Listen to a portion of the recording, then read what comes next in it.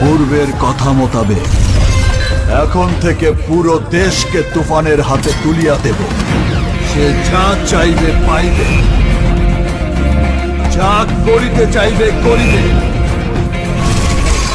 তাহাকে কোনো কিছুতেই বাধা দেয়ার এখতিয়ার কেউ রাখিতে পারবে না।